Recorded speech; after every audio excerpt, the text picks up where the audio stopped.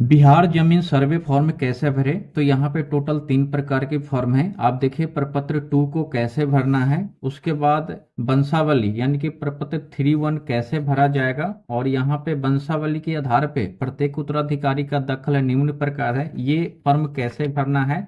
और यहाँ पे देखेंगे तो आपके जो बुआ है या फिर आपके बहन है तो उनसे स्व घोषणा प्रमाण पत्र कैसे बनवाना है, कैसे लिखना है, ये भी आज हम आपको बताएंगे।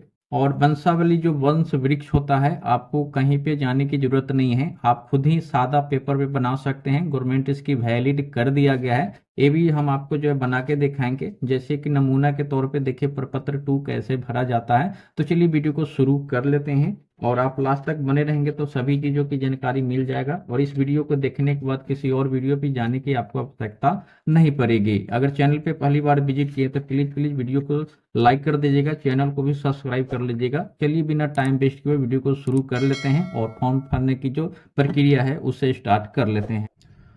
तो यहाँ पे देखिए सबसे पहले हम बात करते हैं कि आपको प्रपत्र 2 कैसे भरना है और किसको किसको भरना है। तो आपका खतियानी जमीन हो यानी कि आपके अपने नाम पे हो या फिर दादा परदादा के नाम पे हो या फिर किसी भी प्रकार से जमीन दिया गया है, तो ये जो प्रपत्र 2 है ना, ये सभी को भरना अनिवार्य है। ठीक है, तो चलिए सबसे पहले जो राजस्व ग्राम है ना, इसमें जहां भी आपका खेत है, जहां भी आपका जमीन है, कौन से राजस्व कौन से गाँव में पड़ता है ना, वो चीज़ें आपको लिख देना है। तो हमारे केस में जो है नाम है गाँव का बखरी, तो चलिए हम बखरी लिख दिए हैं। अब यहाँ पे थाना नंबर ना, हर राजस्व ग्राम का थाना नंबर अलग अलग होता है। हमारे में 828 है तो हम यहाँ पे फिल कर दिए हैं। यदि हल्का नंबर आपको पता है नहीं है तो कोई इशू नहीं है, इसे आपको छोड़ देना है। ठीक है, और नीचे देखेंगे तो आपका पुलिस थाना जहाँ भी होगा ना, वो पुलिस थाना आपको यहाँ पे लिख देना है। ठीक है, और उसी के अकॉर्डिंग जो भी अंचल होगा अंचल भी आपको लिख देना है। और जिला देखेंगे तो यहाँ पे मुजफ्फरपुर पड़ रहा है तो हम यहाँ पे मुजफ्फरपुर लिख देते हैं।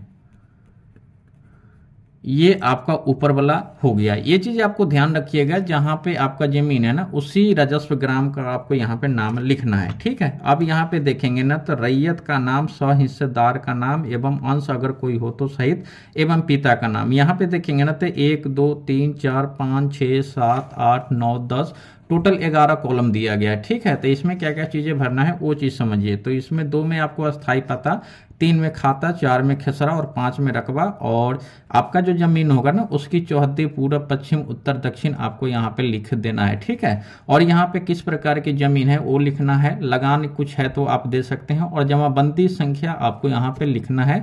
जमाबंदी संख्या जब भी आप रसीद कटाते हैं ना तो उसमें जमाबंदी रहता है, या फिर जो आपका जमीन खरीदा हुआ है तो डीड पे भी रहता है, केवाला पे भी रहता है। और यह जमीन आपको कैसे मिला, क्रय किया गया, उत्तराधिकार है। यदि कोई वाद विवाद या फिर अन्य कोई साक्ष्य है तो उसकी जानकारी आप यहाँ पे दे सकते हैं, अदरवाइज छोड़ दीजिएगा। ठीक है, तो चलिए यहाँ पे हम शुरू कर लेते हैं। तो यहाँ पे देखिए जिस भी व्यक्ति का नाम होगा ना वह व्यक्ति जीवित होना चाहिए, जीवित व्यक्ति का ही नाम लिखा जाएगा, और जितने भी लोग होंगे सभी का नाम यहाँ पे आएगा। ठीक है, जैसे कि हम एक वंशावली के आधार पे प्रपत्र 2 भरेंगे क्योंकि इसी से बंटवारा होता है। जैसे कि थोड़ा सा आप समझिए, वंशावली है ना, तो अभी जो नाम है ना स्वर्गीय राम अवतार शाह के नाम पे ही ये पूरा जमीन है। ठीक है, इनके एक लड़के और ये इनके 2 लड़के और 1 लड़की है, जिसमें 2 लड़के का यहाँ पे देहांत तो हो चुका है, तो स्वर्गीय सबसे पहले नहीं भराएगा। रूपवती देवी अभी जिंदा है, और कभी भी आप वंशावली बनाते हैं ना तो आपको स्वर्गीय तक नहीं छोड़ना है। अभी उनके वंश में कौन जीवित व्यक्ति है वहां तक आपको जरूर पहुंचना है। जैसे देखिए रामरूप शाह की एक लड़का अनिल शाह तो मैंने यहाँ पे दर्शा दिया है, और स्वर्गीय अनिल शाह के यहाँ पे 3 बच्चे हैं तो मैंने यहाँ पे दर्शा दिया है। और रूपवती अभी जिंदा है तो इनको स्वर्गीय ने डाला, तो इनके वंश की हम आगे डिटेल्स नहीं दिए हैं। अब यहाँ पे देखिए दीपक कुमार, रूपक कुमार और अनीश कुमार, तो यही 3 लोगों का अभी हम जो है प्रपत्र 2 भरेंगे तो 3 लोगों का नाम यहाँ पे हो जाएगा। पिता के नाम में यहाँ पे देखिएगा तो अनिल शाह, और अनिल शाह के पिता के नाम में राम अवतार शाह हो जाएगा। ठीक है, तो ये चीजें आपको ध्यान से देखना है। तो सबसे पहले आपको यहाँ पे नंबर दे देना है। यदि 1 हो तो 1 ही दीजिएगा, 2 हो तो 2, या फिर 3 हो तो 3, जितना भी लोग होगा आप दे दीजिएगा। ठीक है, तो हम यहाँ पे फॉर्म जो है भर रहे हैं दीपक कुमार, रूपक कुमार और अनीश कुमार का।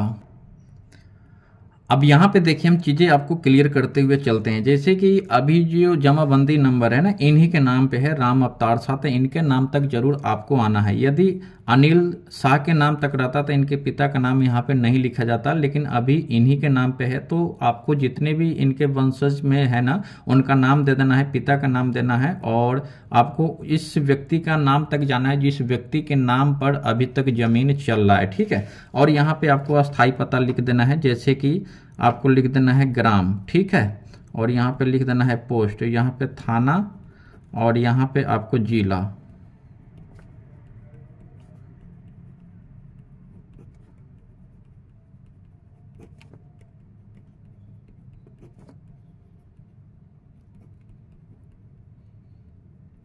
इस तरीके से आपको अपना एड्रेस यहाँ पे दे देना है, ठीक है, अस्थाई पता होना चाहिए। अब इसमें आपको खाता नंबर देना है, तो हमारा खाता नंबर 204 है और खेसरा यहाँ पे 88 है, और इससे में आपको रकबा जो है ना यहाँ पे 60 डिसमिल है, ठीक है। तो इस तरीके से आपको 60 डिसमिल लिख देना है। अब पूरब में किस व्यक्ति का जमीन है, पश्चिम में किस व्यक्ति का जमीन है, उत्तर में और दक्षिण में क्या क्या है वो चीजें देखिए। तो पूरब में जो है इस जमीन का पूरब में यहाँ पे सड़क है, तो हम यहाँ पे सड़क डाल देते हैं। और पश्चिम में देखेंगे तो यहाँ पे आपको अनिल राम का जमीन है, तो वो हम उस व्यक्ति का नाम लिख देंगे, ठीक है। और उत्तर में देखेंगे तो यहाँ पे सनोज कुमार का जमीन है, वो लिख देते हैं। और दक्षिण में देखिएगा तो यहाँ पे आपको सुनील शाह का यहाँ पे जमीन पड़ता है, ठीक है। तो चौहद्दी आपको इस तरीके से लिख देना है। अब यहाँ पे जमीन जो है किस प्रकार की है, तो जमीन ये जो है ना खेतिहर है, ठीक है। तो आपको कुछ इस तरीके से खेतिहर लिख देना है। और शेष लगान छोड़ी आपको चाहे तो इसमें भर सकते हैं या फिर आप छोड़ दीजिए, ठीक है। तो लगान वो कोई उतना आपको जो चीज़ें नहीं समझ में आता है तो उसे आप छोड़ भी दीजिएगा, इशू नहीं है, ठीक है। जमाबंदी संख्या जो है ना आपको यहाँ पे फिल कर देना है। जमाबंदी संख्या आपके रसीद पे ऑनलाइन कटता है, उस पर भी जमाबंदी संख्या होता है, और ये पहले जो ऑफलाइन कटा होता था उस पर भी जमाबंदी संख्या कर्मचारी डाल देता था। तो यहाँ पे हमारा जो जमाबंदी संख्या है ना 674 है, तो वो चीज़ हम यहाँ पे लिख देते हैं। अब यहाँ पे बोला जा रहा है कि आपका जो भूमि है वो क्रय किया गया है या फिर उत्तराधिकारी है, जो भी है हम लिख देते हैं। तो हम यहाँ पे उत्तराधिकार लिखते हैं, ठीक है, उत्तराधिकारी, यानी कि बाबा दादा से मुझे उत्तराधिकारी के तौर पे यह जमीन मिला हुआ है। यदि इसमें कोई विवाद या फिर कुछ ऐसा कुछ है तो आप यहाँ पे दे सकते हैं, अदरवाइज आप छोड़ सकते हैं। अब देखिए ये तो आपका हो गया एक खाता खेसरा का। अब यहाँ पे मान लेते हैं कि दूसरा खाता खेसरा है ना, तो सेम चीज आपको इसमें डू कर देना है, ठीक है। इस तरीके से आपको जो है लिख देना है। यहाँ पे जो अगला है ना 190 खेसरा है, और यहाँ पे खाता है, और यहाँ पे 40 मेरा जो है खेसरा है, और इसमें 110 डिसमिल जमीन है। और सेम आपको पूरब, पश्चिम, उत्तर, दक्षिण आपको चौहद्दी लिख देना है। यहाँ पे देखिए आपका जितना भी खाता खेसरा होगा ना लिख दीजिएगा। इसमें 4 कॉलम है, आप अपने फॉर्मेट अपने अकॉर्डिंग भी फॉर्मेट तैयार कर सकते हैं। और इसी को यदि भरना चाहते हैं तो इसमें 4 सीट है, और भी आपको खाता खेसरा ज्यादा हो जाता है तो और भी फॉर्म आपको भर लेना है, ठीक है। जैसे कि देख सकते हैं हमारे 1 से ज्यादा खाता खेसरा है, तो मैंने इसको भरने के अलावा और भी फॉर्म फिलअप किया है, पर पत्र 2 की बात कर रहे हैं, ठीक है। तो जो है फॉर्म भरा जाएगा, उसके बाद क्या करना है। अब यहाँ पे देखिए ये फॉर्म हमारा जो है रेडी हो चुका है। अब यहाँ पे 3 लोग का नाम दिया है ना, तो 3 लोग का देखिए, आप यदि संयुक्त खाता से करवाना चाहते हैं तो आप 3 लोग का नाम एक साथ दे सकते हैं। यदि आप चाहते हैं कि हम अलग अलग ही करवा ले खाता, तो आपको यहाँ पे एक व्यक्ति के नाम पे भी और पिता और उनके पिता लिख के भी आप खुद से सभी को फॉर्म फिल करना पड़ेगा, ठीक है। लेकिन आप चाहते कि नहीं कोई भाई कहीं और है, कोई भाई कहीं और है, तो संयुक्त खाते पे भी आपका सभी चीजें हो जाएगा। जितना भी आपका हिस्सा होगा ना तीनों भाई का बराबर बराबर होगा और संयुक्त खाता बन जाएगा, ठीक है। अब आपको नीचे देखिएगा तो जो भी आपका गांव होगा ना, गांव आपको यहाँ पे लिख देना है, और यहाँ पे जो भी तारीख होगा तारीख आपको यहाँ पे दे देना है, ठीक है। और यहाँ पे जो भी व्यक्ति का फॉर्म भरा जा रहा है ना, इसमें जैसे इसमें 3 व्यक्ति है, तो तीनों में से कोई एक भी आपको साइन कर दीजिएगा तो चल जाएगा। यदि अलग अलग भरे हैं तो आपको फिर सिंगल सिंगल हो जाएगा, कोई इशू नहीं है। यहाँ पे आपको काट दीजिए, जैसे कि इसमें 3 लोग हैं तो हम घोषणा करते हैं यहाँ पे कि प्रविष्ट मेरी, तो मेरी हट जाएगा, क्योंकि 1 से अधिक लोग में आपको सिंगल और बहुवचन का जो यहाँ पे ट्रांसलेशन होता है वो चीज़ें आपको दर्शा दिया गया, ठीक है। और इस प्रपत्र को 2 प्रतियों में दाखिल किया जाएगा। एक प्रति आवेदक को प्राप्तकर्ता पदाधिकारी कर्मी द्वारा हस्ताक्षर तथा आवेदन की तारीख एवं क्रमांक अंकित कर प्राप्ति प्रमाण पत्र के रूप में लौटाया जाएगा। जब भी आपको यह फॉर्म जमा करने जाना है ना, इसे आपको 2 कॉपी में लेके जाना है, ठीक है। एक कॉपी वो रख लेगा, एक कॉपी आपको यहाँ पे जो साइन मोहर वगैरह करके आपको दे देगा। अब यहाँ पे देखिए बोल रहा है कि आपको यहाँ पे सिग्नेचर करना है, ठीक है। तो चलिए हम एक ही लोग का सिग्नेचर यहाँ पे कर देते हैं। मान लेते हैं कि हम दीपक कुमार है, ठीक है, कर दिए। इनका मोबाइल नंबर आपको यहाँ पे दे देना है, ठीक है। और यहाँ पे जो भी आपका आधार संख्या है ना, आधार संख्या आपको दे दीजिएगा।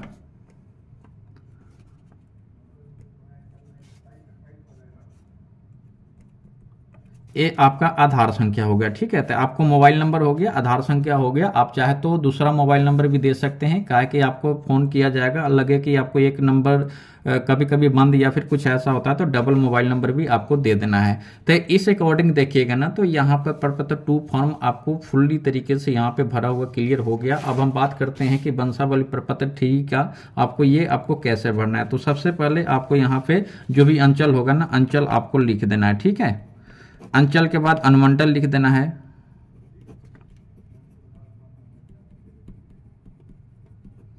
उसके बाद आपको जिला लिख देना है।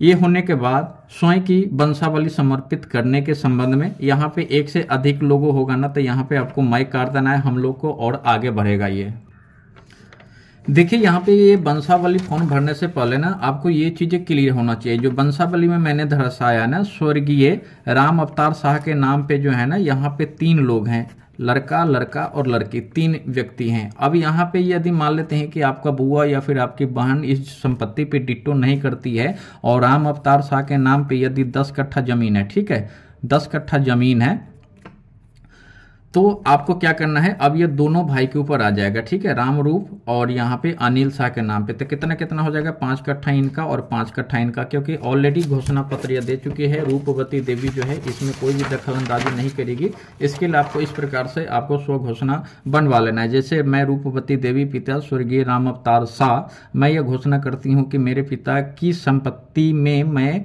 या मेरे वंश के द्वारा अभी तथा भविष्य में किसी भी तरह से दावा या दखल नहीं करूंगी। यदि भविष्य में मेरे वंश के द्वारा दावा या दखल किया जाता है तो वह कानूनन अवैध होगा। धन्यवाद। और इस प्रकार से आपके जो भी बहन या फिर बुआ होंगे ना, उनसे आपको साइन करा देना है और यहाँ पे आपको डेट मरवा लेना है और घोषणाकर्ता का हस्ताक्षर इस तरीके से आपको बना लेना है। कहीं पे जाने की आवश्यकता नहीं है।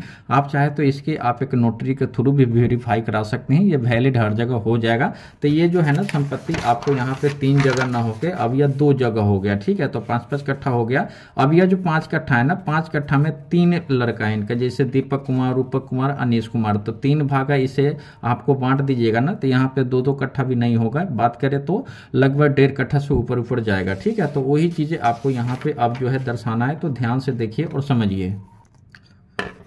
अब इस कॉलम में यहाँ पे समझिए, इस वंश वृक्ष के द्वारा, क्योंकि हमने यहाँ पे 3 लोगों का जमीन डिवाइड का बात कर रहे हैं सर्वे का, तो दीपक कुमार, रूपक कुमार और अनीश कुमार, ठीक है। जबकि आप इस चीज को समझिएगा ना, तभी आपको आगे समझ में आएगा। तो दीपक कुमार, रूपक कुमार और अनीश कुमार, मैंने श्रीमती को काट दिया है, यहाँ पे पुत्री पत्नी को काट दिया है, पुत्र पुत्र हो गया है। और आपको ध्यान ये भी देना है कि इसमें जो वंशावली है ना, जमीन अभी किसके नाम पर है वहां तक आपको जाना पड़ेगा। तो यहाँ पे स्वर्गीय अनिल शाह, यहाँ पे क्योंकि दीपक, रूपक और अनिल के पिताजी का स्वर्गवास हो चुका है तो अनिल शाह लिख दिए हैं। लेकिन अभी जो जमाबंदी नंबर चल रहा है ना, जमीन इनके नाम पे, तो यहाँ तक आपको आना पड़ेगा, ठीक है। तो यहाँ पे देखिए, यहाँ पे तीनों के पिता का जो नाम है ना, पिता स्वर्गीय राम अवतार शाह, तो हम यहाँ पे लिख दिए हैं। अब यदि इसमें और भी कुछ आपको लग रहा है कि वंश के लोग हैं तो आप यहाँ पे दे सकते हैं, अदरवाइज इसको इस तरीके से आपको काट देना है, ठीक है। आपके फॉर्म में अलग अलग प्रकार की फॉर्मेट होती है, नहीं है तो कोई बात नहीं, यदि बच जाता है तो इस तरीके से आपको काट देना है।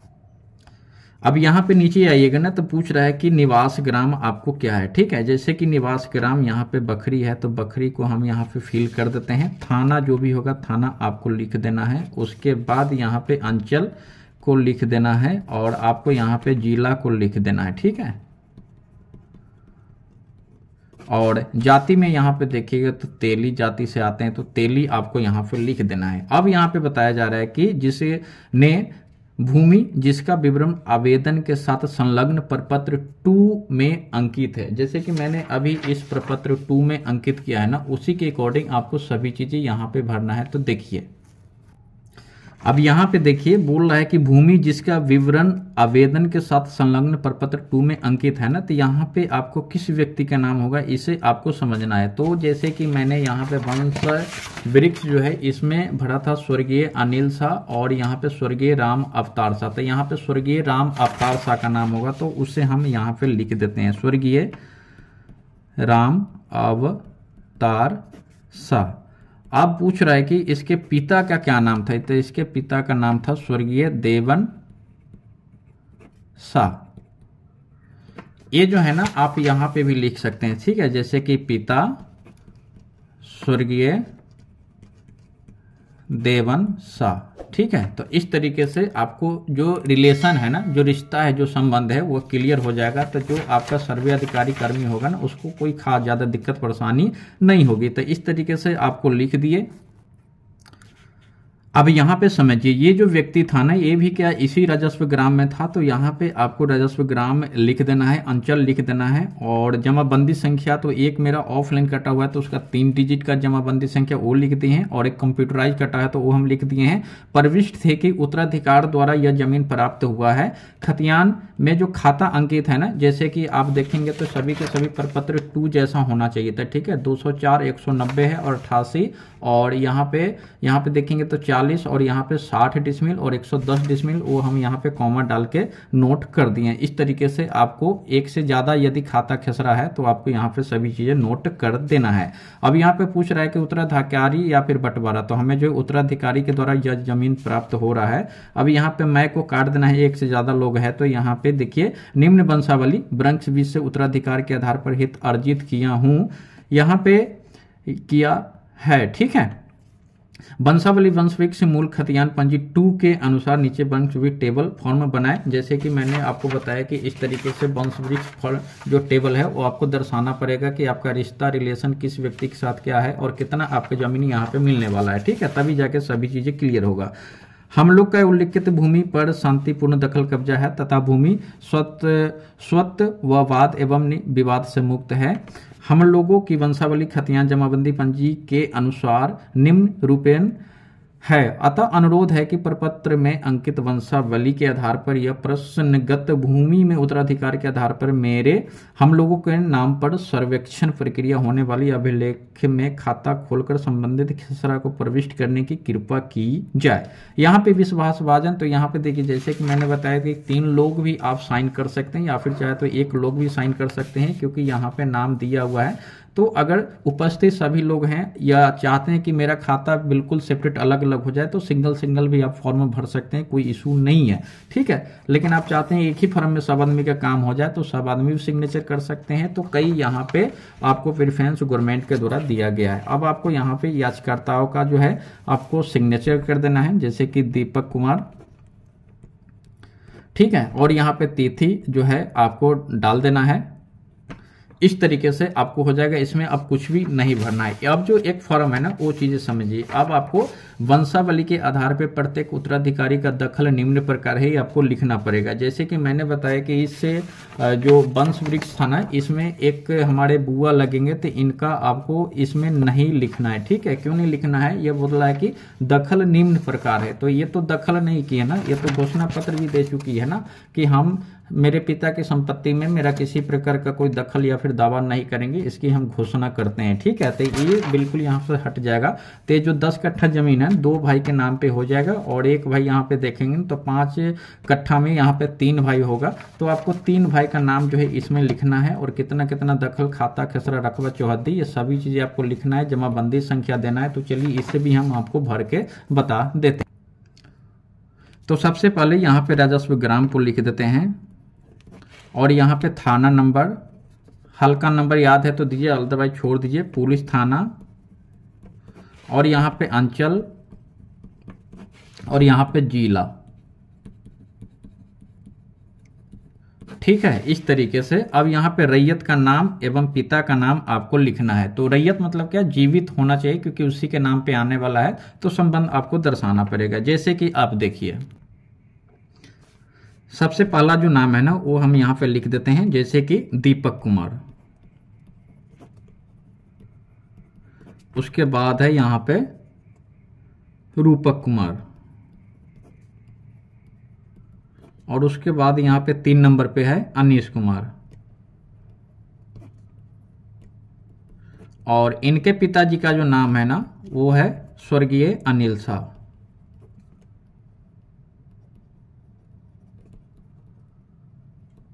और इनके पिताजी का जो नाम है वह है स्वर्गीय राम अवतार शाह। अब यहाँ पे देखिए, यहाँ पे जैसे कि मैंने बताया कि हम ओनली फॉर अनिल शाह के वंश को लेके चल रहे हैं, तो इनके हिस्सा में जितना जमीन पड़ेगा सिर्फ उसी का डिवाइड होगा। जैसे कि अभी राम स्वरूप के हिस्सा में 5 कट्ठा है, तो ये अपना भरेंगे, आपको अपना भरना है। यहाँ पे संयुक्त रूप से खाता हो जाएगा, क्योंकि तीनों भाई एक ही फॉर्म फिलअप कर रहे हैं। ठीक है, यदि आप चाहते हैं कि अलग अलग फॉर्म फिल करना तो आप अलग अलग भी कर सकते हैं, उसमें सेपरेट आपका फॉर्म लगेगा। अब यहाँ पे अस्थायी पता में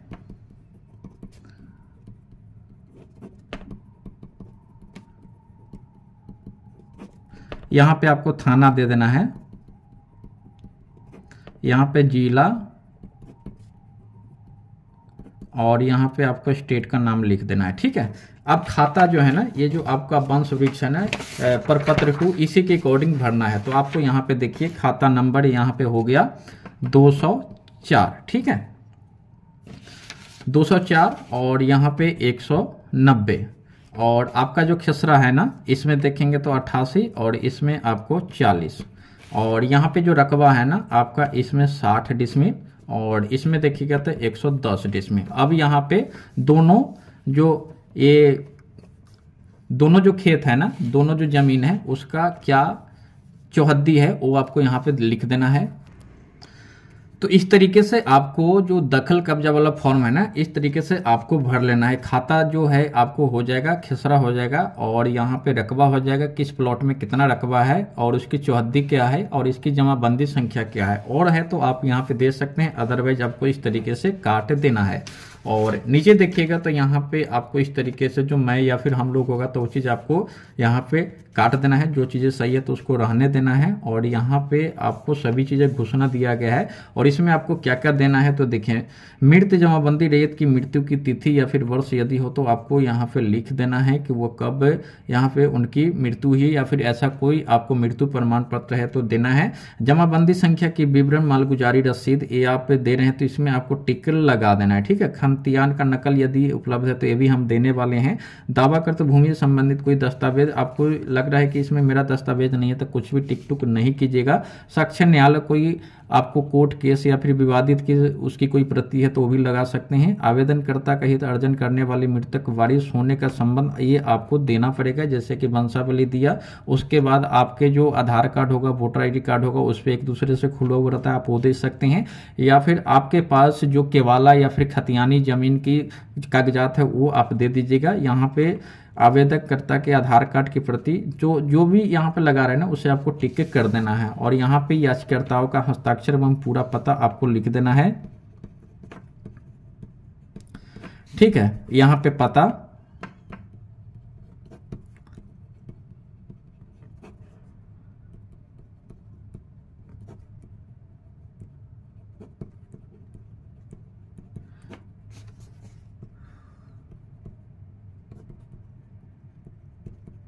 इस तरीके से आपको यहाँ पे अपना पता जो है लिख देना है। ठीक है, तो इस तरीके से आपका फॉर्म बिल्कुल यहाँ पे रेडी हो चुका है। जैसा कि वंशावली के आधार पे प्रत्येक उत्तराधिकारी का दखल निम्न प्रकार है, ये भी हम जो अभी हम आपको भर के बता दिए। और प्रपत्र 2 ये आपको बहुत ही इंपॉर्टेंट है, नीचे नहीं है तो कुछ इस तरीके से आपको काट देना है। नीचे कुछ इस तरीके से जो भी कॉलम दिया गया है ना वो आपको भर देना है। और यहाँ पे 2 चीज और भी मैंने बताया, जैसे कि आपको ये वंशावली वाला कॉलम आपको इस तरीके से भर देना है, इसमें किसी प्रकार का गलती नहीं करना है, सभी चीज़ें बहुत ही इंपॉर्टेंट है। और ये जो वंशावली का वंश वृक्षण है ये बहुत ही जरूरी है, और इसी को जो है बनाने के लिए कोई सरपंच या फिर नोटरी के पास जाने की आवश्यकता नहीं है, कोर्ट कचहरी जाने की आवश्यकता नहीं है। आप खुद ही अपने अकॉर्डिंग जो सही है, सही रूप से आप यहाँ पे बना सकते हैं।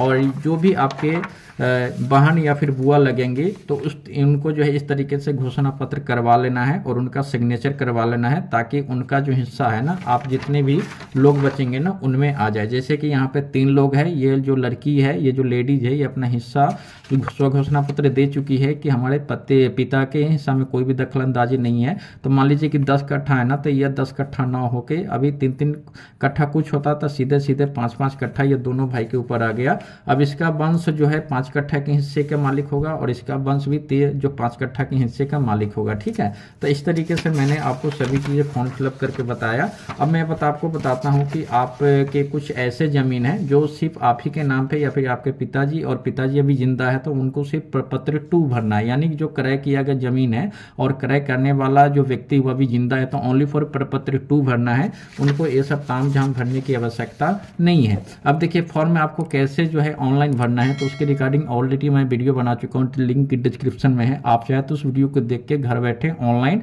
इस जो फॉर्म है ना, सभी को फोटो खींच के आपको पीडीएफ बना लेना है, और पीडीएफ बना के उसे अपलोड कर सकते हैं। अदरवाइज आप चाहे तो जब भी आपके शिविर प्रभारी जो आपके आसपास में जमीन सर्वे प्रभारी आएंगे, वहां पे जो है टाइम टू टाइम इसकी शिविर लगाया जाएगा, तो उसमें भी सभी साक्ष्य को साथ आपको इसे स्टेपल कर देना है। यहाँ पे स्टेपलर लगा के एक कॉपी आपको अपने पास रख लेना है, जीरोक्स या फिर ओरिजिनल भी रख लीजिएगा, और इसे आपको 2 कॉपी लेके जाना है जहाँ पे, या एक सेट रख लेगा, आपको यहाँ पे साइन मोहर करके दे देगा, डेट दे देगा, और इस तरीके से आपका फॉर्म फिल हो जाएगा। तो उम्मीद है आपको सभी चीजें समझ में आ गया होगा। फिर भी अभी तक कोई डाउट है तो आप मुझे कमेंट कर सकते हैं। मिलते हैं और एक नेक्स्ट वीडियो में, तब तक के लिए टेक केयर।